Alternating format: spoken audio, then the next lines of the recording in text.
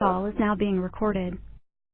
We've been getting a ton of love since we got to our achieve the black belt, so it's really nice to be able to reach out and talk to some different people. So go ahead. Absolutely. All right, so hi, this is Ayanthi Gunawardana from BuddhaSport.com and The Spirit of Combat, and I'm here on the phone with Zach and Nate Adamson. They're brown belts under Rafael Lovato Jr. They are very successful competitors, but they also run a school in Oregon, I believe. Is that correct? Yes, we run a school in Seaside, Oregon, small coastal town. It's right next to like the first port town ever on the northwest, or like on the west coast. So yeah, we're kind of like in a unique area of the country. And I heard you mention we were brown belts. We actually just got promoted 2 weekends ago to black belt. Oh, congratulations! Thank you. So yeah, that's all right. So to backtrack a little bit, tell us about what got you interested in jiu-jitsu and the martial arts, and what led you to jiu-jitsu. Well, after high school, I was going to college. I was actually really into soccer with my brother when we were through high school and whatnot. But after high school, we wanted something that kept us active and healthy, and we always try to be fairly athletic. We stumbled upon jiu-jitsu one time in Astoria. My brother got like a free coupon from my mom actually for 2 weeks free, and I didn't think I would like it. I did taekwondo when I was a kid, and it wasn't quite the thing I was looking for. Maybe it was too rigid at the time or too structured. But we tried jiu-jitsu. We learned like 5 chokes the first night from like the back position, and the coach was super funny and had like a lot of good energy about him. They like turned the music up and everybody trained, and I just really liked it. So that kind of kicked off the next 10 years of our life. It kind of just engulfed everything we were doing, and that's pretty much how we got started in a small town and just kind of fell in love with it. And have you always been in Oregon, or were you somewhere else when you started?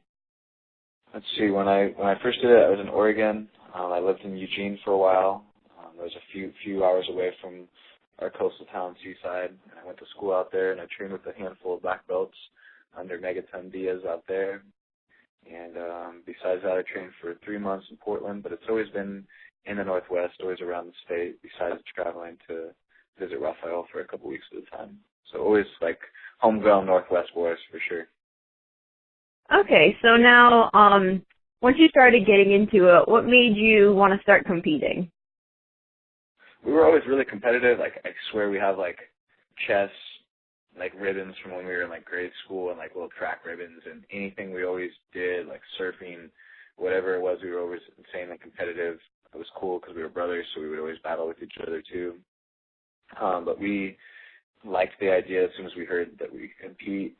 We wanted to do it. And our first coach, he moved here from Vermont. He's a brown belt under Carlson Gracie. He was really big into competing where he was from, so he kind of passed that along to us. And once we saw there was an opportunity to do it, we liked it. We went and did our first tournament. We each got like some guillotine or rear naked choke or something. We got some finish, so we just thought it was awesome, and we kind of liked the rush, and we liked the thrill of getting out there. It was kind of nerve-wracking at first, but we really liked it, and it's kind of like finally we found that thing after high school. It was like that perfect niche for us, kind of helped keep us grounded. Cool. So along the lines of, like competing and continuing to compete, what made you at what point do you think you felt that you wanted to own a school and run a school and make it such a big part of your life? When when school was taking away too much time from my jiu-jitsu training. That's when I figured out. When I figured out that I couldn't compete at a high level and travel and train as much as I wanted to and do school, pretty much decided it was time to transition into running an academy full-time. My brother had put together a really nice business plan while I was back on Christmas break. We had some investors who wanted to invest in our academy, and so we kind of saw it as a good opportunity. I wasn't as passionate about school at that time as I had been when I first started going. I got my associates, and then after that I did that one term in Portland. I didn't like the training there. I felt like I could get better training back home with my brother and traveling to see Rafael. So we just kind of put the plan in place and followed it. We opened our school in February 2008, and we were glad we did. I can't imagine doing anything else now. I couldn't, like, I was going to do, like, environmental studies, and that would have been a nightmare. I would not have been happy. I think it's a good path we took. Now, you started, you said under, it was a guy who was a black belt under Megaton, you said, right? Yes, I trained with him in Eugene. His name was Ryan Kelly, and he was the black belt I would train with when I was at school, and the first ever instructor we trained with was a brown belt under Carlson Gracie in Astoria, and that's who my brother was training with consistently while I was training with the black belts down in Eugene. So we both had kind of different coaches there for the first couple of years. We got promoted by the same brown belt in Astoria, but a lot of, like, almost like 75% of my training at first was down with the guys from Megaton. So it was kind of cool. We both were learning different techniques and come back and put our games together, and it was nice. Now, what led you to, like, meeting and eventually becoming Lovato affiliated school? I'm gonna let my brother just got here. I'm gonna let him answer some questions as well. Did you hear that, Nate? What led us to being a Lovato affiliate? Yeah. So help me say your name one more time. I want to make sure we're saying it right. My name? Yeah. Oh, Ayanthi? Ayanthi. Okay. Yeah. Ayanthi, I'm gonna put my brother Nate on the phone. I'm gonna let him answer a couple questions too. Is that cool? Sure. How's it going? Hi, Nate. Is that you? Yeah, we probably sound a lot alike on the phone too. Yeah. So how are you doing today? I'm doing great. Awesome. So I was just talking to your brother a little bit about, you know, how you all got started in jiu-jitsu and competing, and how at first I think you said you were training at 2 different schools. Is that correct? Yeah. Coming together on breaks that he had away from school and stuff like that. So. Now, the one thing that I was about to ask is, how did you two come to find Lovato Jr. and decide to affiliate yourself with him? What made you make that switch? I think, well, first of all, what we were looking for in jiu-jitsu at the time was something that was a little bit different than when we first started. At least, especially for myself, I was looking for a physical activity and something that was kind of fun to do. So it was jiu-jitsu that I found after high school that was that activity for me. And that was kind of the beginning stages, was just, it helped me stay out of trouble, kept me active after work, found a better group of friends to hang out with, started, creating some goals for myself. And then it, kind of manifested as soon as I started competing into more of me wanting to compete as much as I could. And so that was kind of the switch that actually led us to meeting Rafael, because we were traveling a lot and competing at all the competitions that we could afford to go to in California, and then anything that was local we definitely went to that was, Seattle area, Portland. As far as locally, that's the closest, that besides the one invitational tournament that we created out here, we've always had to travel. We've never been able to step out of our backyard and go compete, so those guys are lucky. But that was we were up at a tournament in Seattle where Professor Rafael actually was flown in to fight some other black belts at this tournament for like a special event type of deal. And so he flew in early that morning, and he competed that day. And it was funny, I guess it was really my brother that recognized him from a video that he had gotten.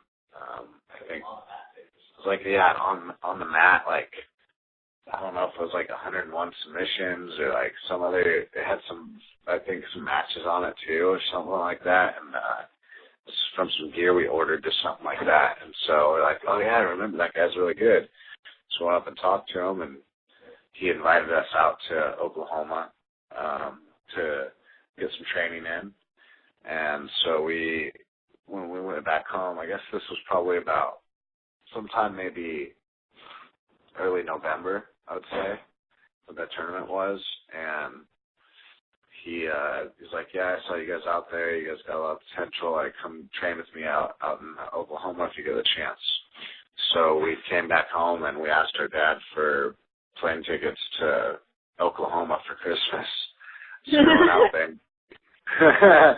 We went out there and trained for 2 weeks, and that was the first real meeting with Rafael and the team that we had. You know, we got to meet some of the guys and get a lot of really good training in. And as far as training was concerned, God, that was like in 2007, the year he had been on a rampage, just destroying every tournament that he went to and accomplishing some pretty great feats that year. And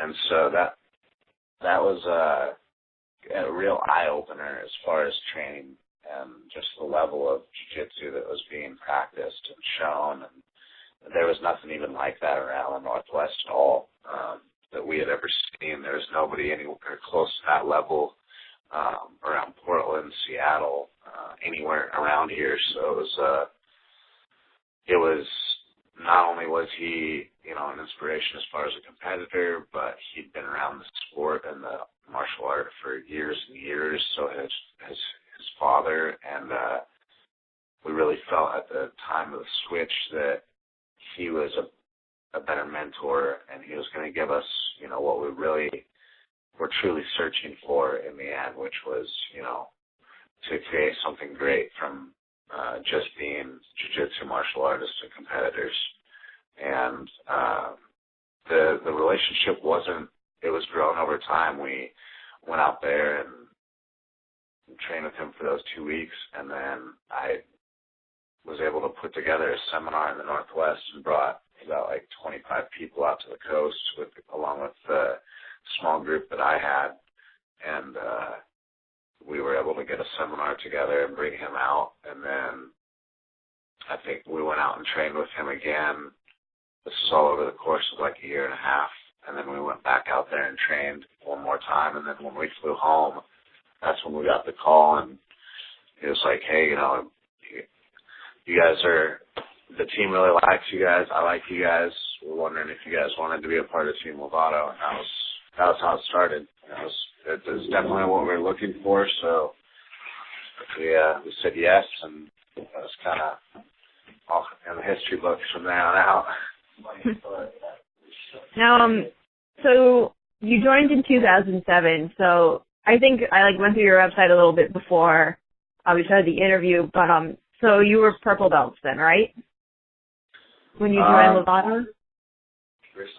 The very first time we went out, Zach was still a blue belt, and I was a purple belt, and that was just the first time that we went out. And then I believe when Lovato came back out for the seminar, Zach was already a purple belt. He was never far behind me, and sometimes the only reason that he was is because he was out training somewhere else, so he just wasn't home to get the promotion.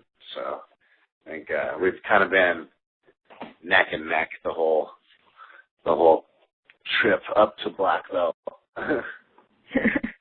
So now you joined Team Lovato in 2007. You're both purple belts when you joined.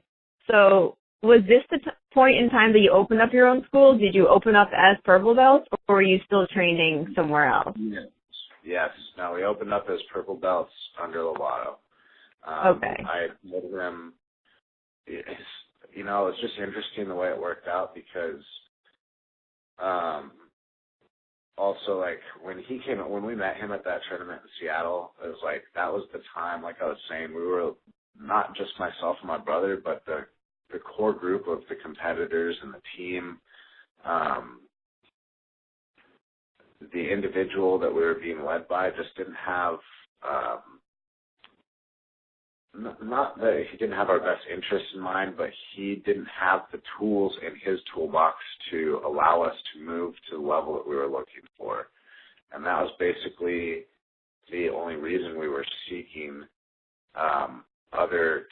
additional tutorship. It wasn't other tutorship at the time. It was and we were trying to encourage him to bring in other competitors from the East Coast that were on the team, or even down further in Southern California, there was a team down there that at the time that had another black belt instructor, Rodrigo Medeiros, and they had some guys that were competing that we saw at the tournaments. We're like, man, we should at least be training with these guys, like anything besides just each other, just so we get an idea of, something else that's going on out there. And he was kind of opposed to that, so that was kind of when we started looking for something a little bit different, and just kind of following our gut instinct of what it was going to take. And that was the reason that we really made the switch and started looking for different tutorship from a team that was more interested in competition, pretty much. Okay, so, you're all the way in Oregon, and Lovato is in Oklahoma. So how are you able to still learn, as purple belts, you have your own school? Were you able to keep up with, techniques and everything else to keep your progression going?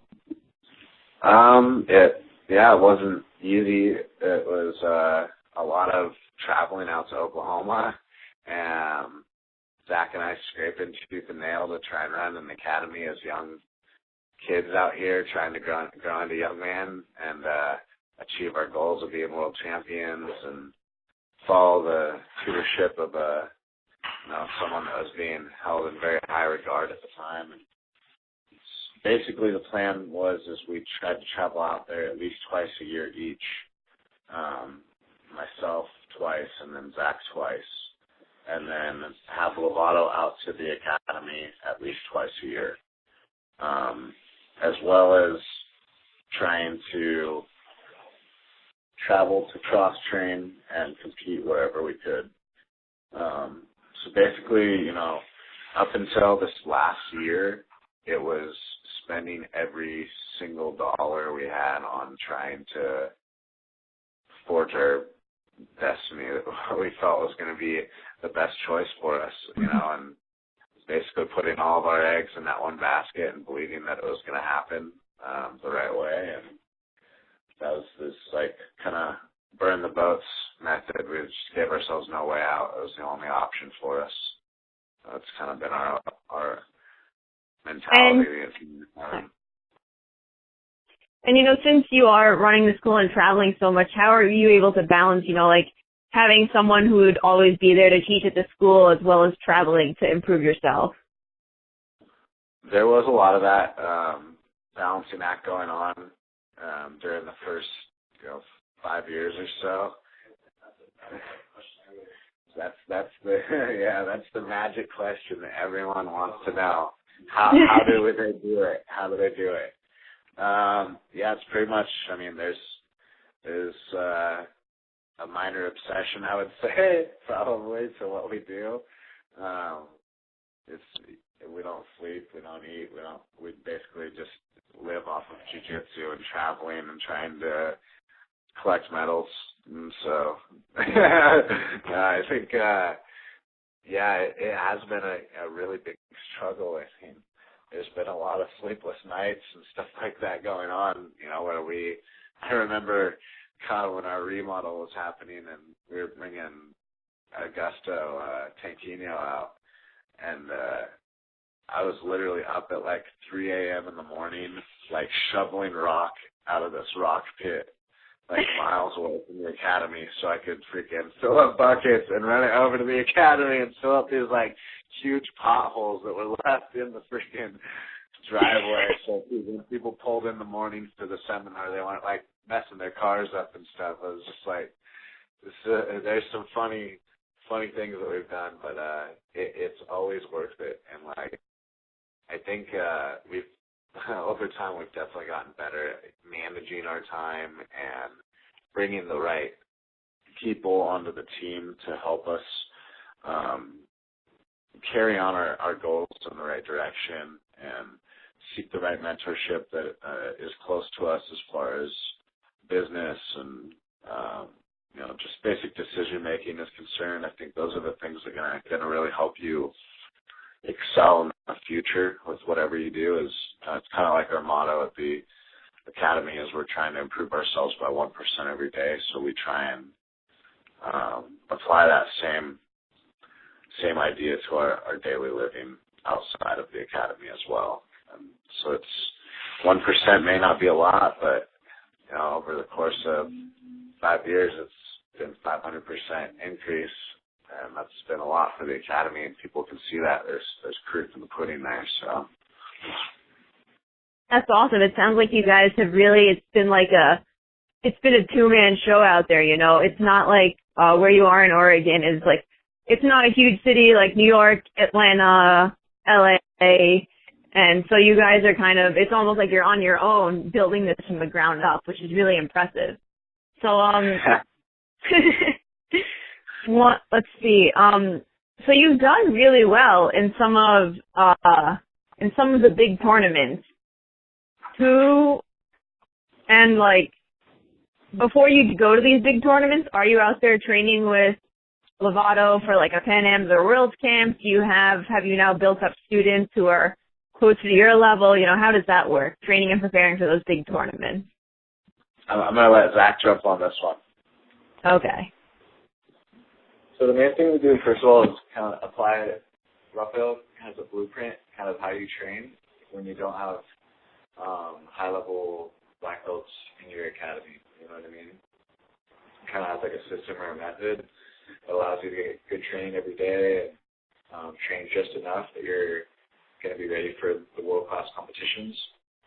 But there's like a certain process to it. But once you got us to pretty much embrace the process and follow what he's created, a certain amount of drilling, a certain amount of conditioning, a certain amount of training in the way you train and cross-training, stuff like that, competition team training.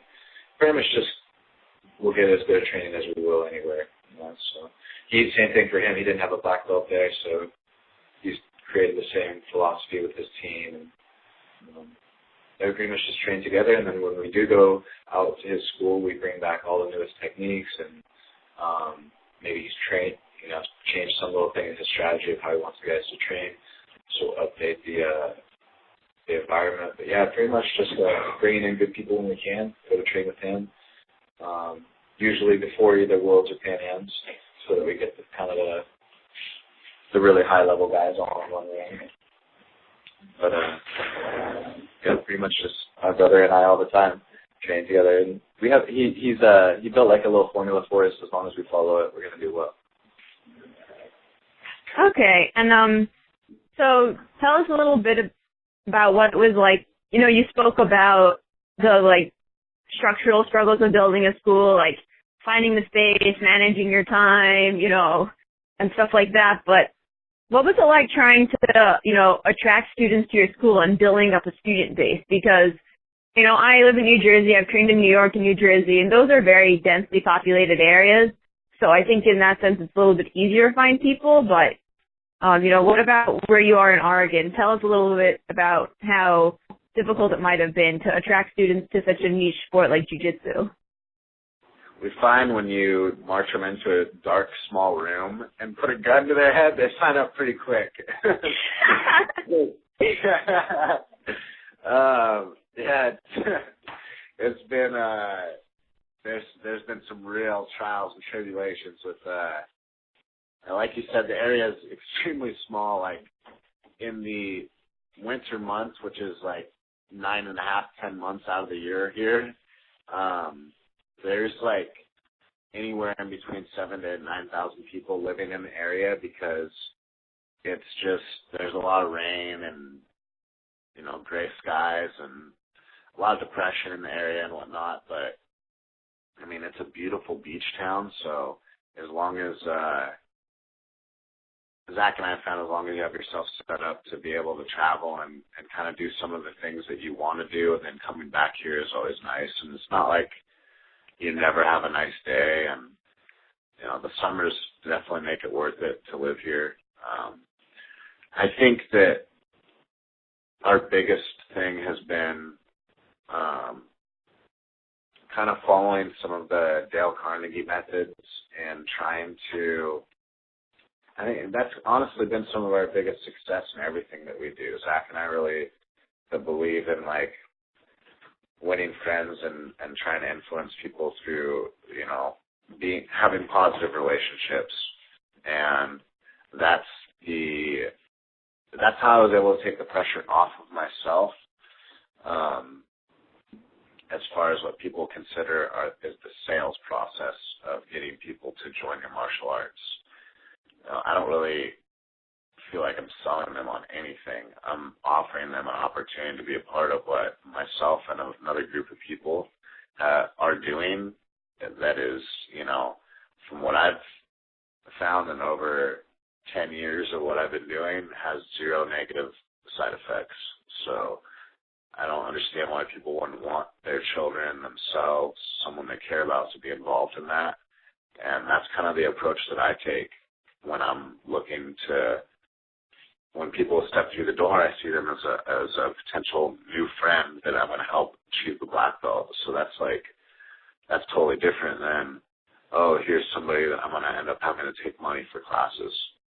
It's like, that's not even my mentality at all, and that's definitely the mentality that we pass on to everyone that works at the academy. We really do believe that we're a family there, and because it's a smaller area, I think it's been easier to establish that brand for our company out here, and kind of the Adamson Bros way of jiu-jitsu. Like, that's, every time we go somewhere now, like, there's like, when we were in Ireland, we did a seminar out there for Dara O'Connell, and when he opened the seminar, he's like, these are probably two of the nicest guys I've maybe ever met, and it's really nice to hear people say that about you, and if people are saying that, then they're going to want to be a part of what you're doing, and I think that that's been the key to being able to collect the amazing group of people that we do have at the academy, and that's why people like to come out and train with us, and really believe that what we're doing is a great thing, because there's like no one in our academy that anyone walks in off the street that someone meets or like comes from another academy and is like, man, I wish that guy wasn't training at your academy. Or like, there's no one in our academy like that, and we have like 150 students, so it's really nice to just be able to show up at a place where everyone's constantly happy and you have like 150 friends that you get to spend time with. That's pretty cool.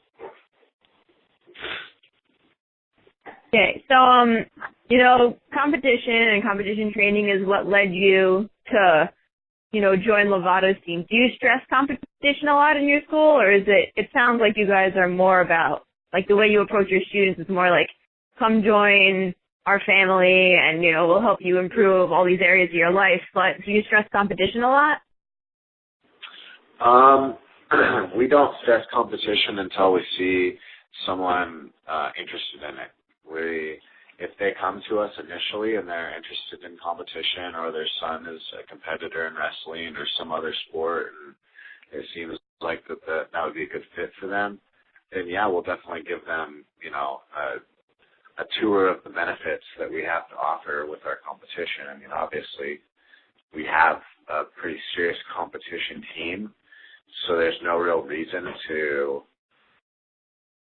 It's like when people come into a gym, if we had a UFC fighter, if someone was coming in because their kid needed to improve their grades, I'm not going to walk them over to the cage and like show them the cage and then be like, yeah, here's our UFC fighter. So it's kind of just determined on like whatever the individual is really looking for when they come in the academy.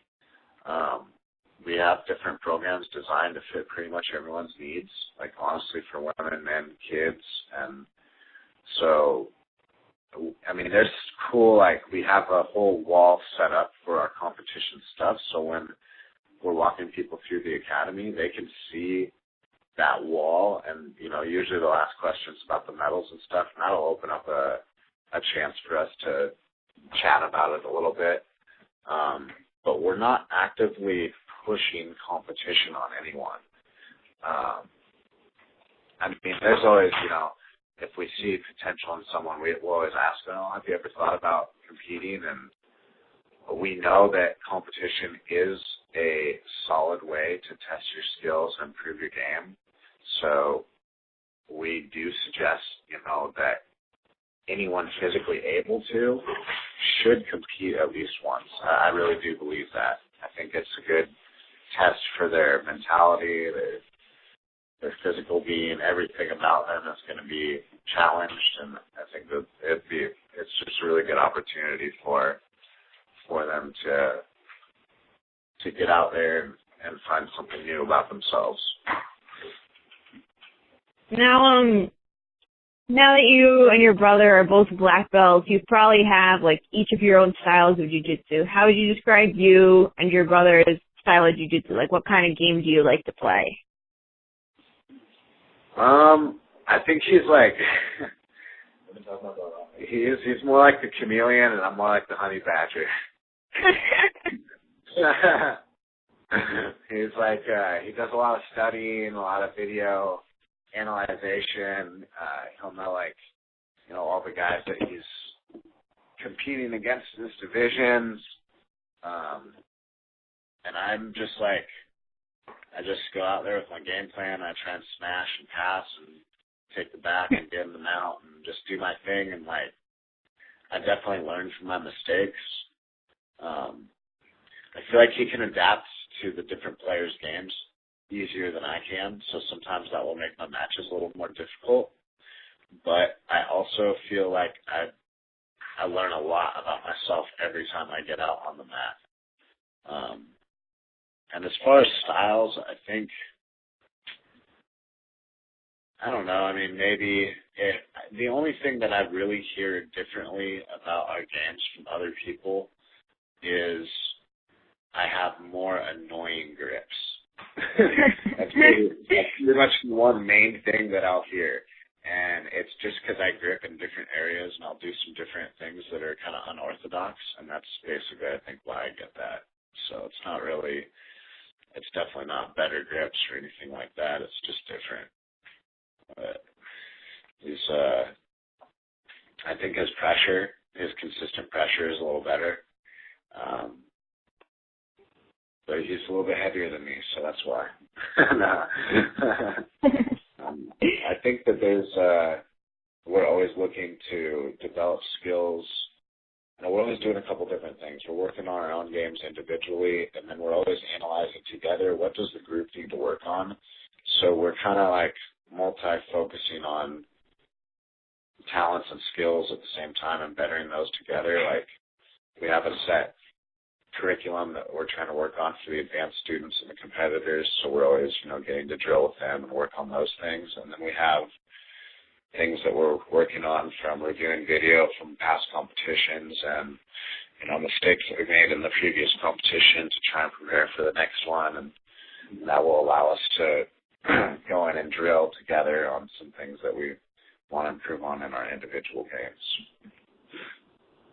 And since you are, you and your brother both still compete, competing all the time, when a tournament's coming up, when you're teaching class, are you on the mat training and rolling with your students, or do you have a separate competition class? So tell us a little bit, maybe your daily schedule if a competition's coming up. Do you teach, train, and teach, or how does it work?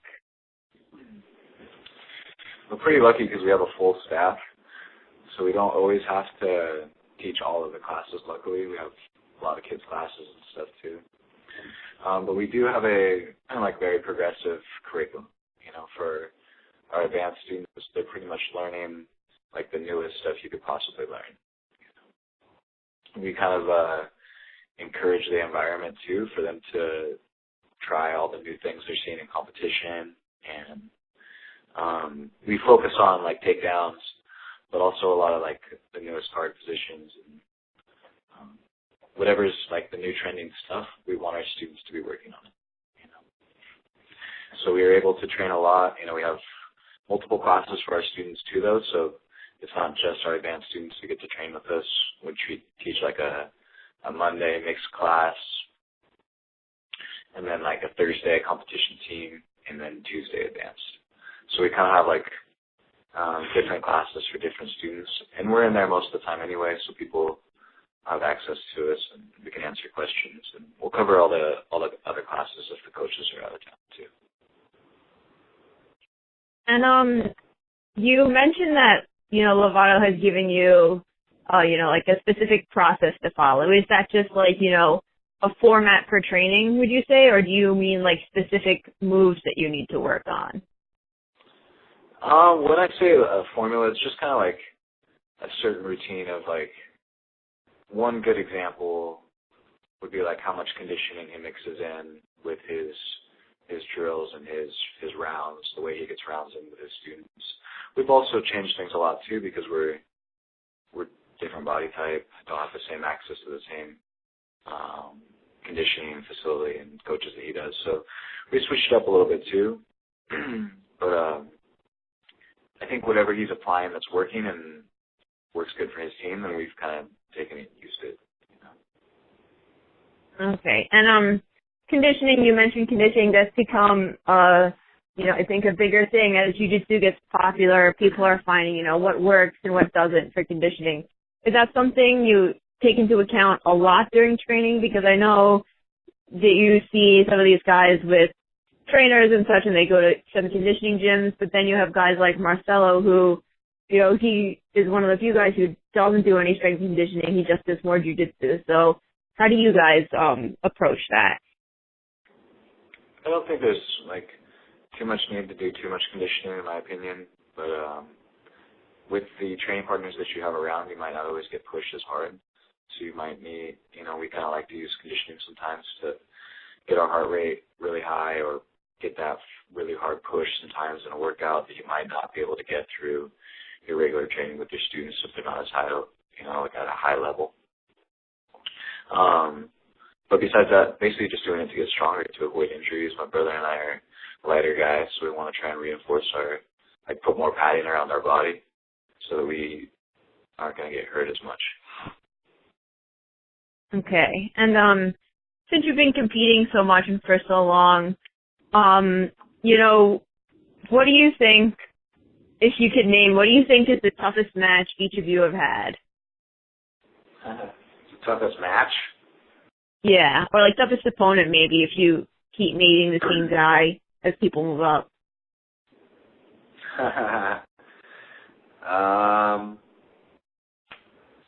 I think,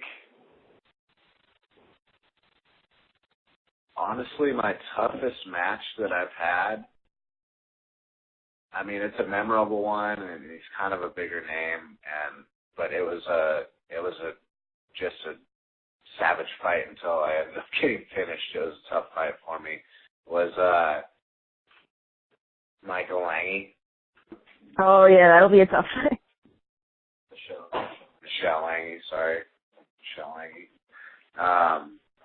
That was, for me, a really tough match. He caught my arm and tore some stuff in there, and I fought through that and just kept battling. They ended up getting my ankle later on in the end, and so that was a really tough match. And I remember that was one that made a big difference in my jiu-jitsu career too. So I think for me that might have been, giving him the credit of that. That's my toughest match.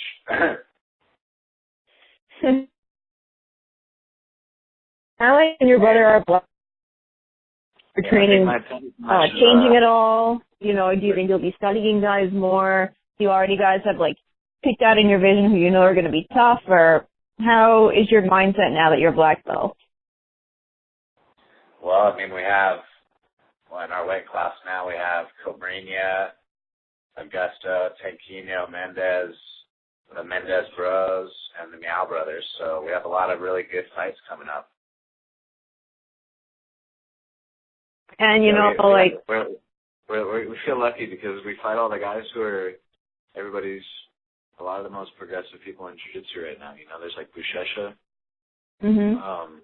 But when you have to fight all these high-level people, eventually you have to accept the fact that our jiu-jitsu is going to be high level too, and we want to be able to be a force out there. And I think all it's going to do is make our level come up. We got a lot of people cheering for us and behind us, and Rafael really believes in us. And I think just going to really help our jiu-jitsu go to the next level, help jiu-jitsu develop more in the Northwest. And it's going to be an all-around good thing, I think. And do you have any guys from your school that you're currently bringing up, perhaps along the same path as you, competing a lot and doing well? Yeah, we have a few students, mainly our teens right now. We have a couple Pan Am's champions from the kids Pan Am's. Basically, we have a really thriving teens program right now. So all the 15, 16-year-olds and 12-year-olds. Definitely, we have some up-and-comers. A couple kids, Evan Yokoyama, blue belt, juvenile. He'll be out at the Chicago Open, and he's doing the Oregon's Best Blue Belt tournament. We have Caden Gilbert, who's a Pan Am's champion, Grappler's Quest champion, Naga champion, everything champion. So we have some up-and-coming kids for sure, and some adults too. But they're more like getting, I hate to say it, they're getting a little bit older now, so maybe more recreational now. But we're really focused on the next generation who's going to be adult competitors. That's great. It sounds like you're building it from the bottom up, like your team is being built up from a much earlier point than a lot of people. I started jiu-jitsu when I was 20, and you have these kids starting when they're 12, so by the time they're 18, they'll be at a much higher level than most blue or purple belts their age. Yeah, I mean, that's the trend that we've been seeing for some years now. It's funny, we're almost joking that after the Worlds this year, it's 10 years ago, you could almost not to discredit the practitioners out there, but it's you could almost steal a gold medal at the Worlds or Pan Am's or something, if you just had the right training and found the right person that knew how to do it and prepare you mentally and physically for that exact event and venue. It was just so much different. There was such a smaller group of people competing and smaller group of professional athletes and top-end Brazilians and Americans teaching out in America, and there's so much more access with YouTube and videos and training methods out there now. Just allowed everyone to progress so much quicker. So it's a different sport now, definitely. So let's see. Is there anything else you want to tell us about any challenges you've come across or personal successes that have happened from the time you started training up until now?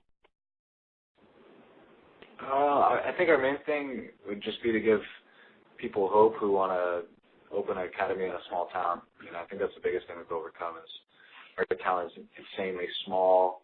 It's cut off, like you said, and we didn't have a lot of money to start up. But if they're really hungry, they can definitely make it happen from a competition standpoint, business standpoint. They just need to get really good mentors around them. It just never stop. They're gonna have to believe in themselves no matter what. It's competition. I mean, I'm still chasing that goal of being a world medalist. Even I haven't even medaled at the Worlds, and I've been competing for over 10 years now. And I think I've been to 7 or 8 Worlds or something like that. And that's the thing you see all the time. All the great people always say the same thing is, anyone that didn't succeed is because they probably stopped at, just short of actually accomplishing their goal. And so I think that everyone should follow whatever they truly are feeling inside of them, because that's what's going to make them happy. And if you're not happy, then you're just struggling through your life of doing something you're not stoked on, and that's no fun. Eventually, you're not going to want to do that. So it's you might as well struggle doing something you love, so you can eventually say you made it, and then it was always doing something you loved.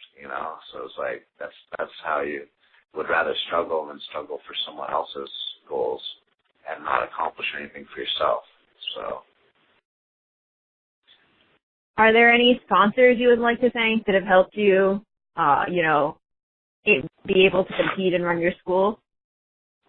Yeah, definitely. We have quite a few sponsors. We got a ghee soap and Kristen's Photos. She takes some really awesome, high-quality images of us at the high-level tournaments, IBJJF tournaments. And Ose gear. And 1914 kimonos. Yeah, I know. And Enzo, too, now. And then we got BJJ World Info. But he created a really nice website for people to be able to find tournaments and academies all around the world. So it's bjjworldinfo.com? No, it's bjj/world.info. Okay, bjj/world.info. Okay, I never heard of that, so I'm going to have to check it out. I thought it was a strange website to grab up, but it is solid. It's really high quality. It's awesome. And then we actually just got another sponsor when we were out in Europe. Enzo Kimono Company. Enzo Kimonos? Okay. Never heard of them. I guess it's a European company. Yeah, he's just starting now. It seems like it's gonna be a lot more limited edition style gees or real high quality special images and stuff like that. Okay.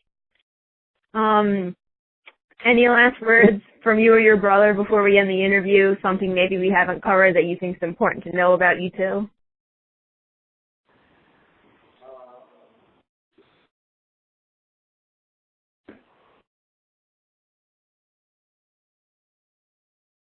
I don't know. Things covered competition, the business, training. Just giving people, that we want to encourage people to visit our school. We have a super open policy. Yeah, I mean, very unique part of the world. We would love, we're going to be doing more camps out here for black belts and women and all kinds of stuff like that. And our goal is to create a hub for jiu-jitsu in Seaside. So that's what we want people to know is that Adamson Brothers, our mission is not even close to accomplished yet.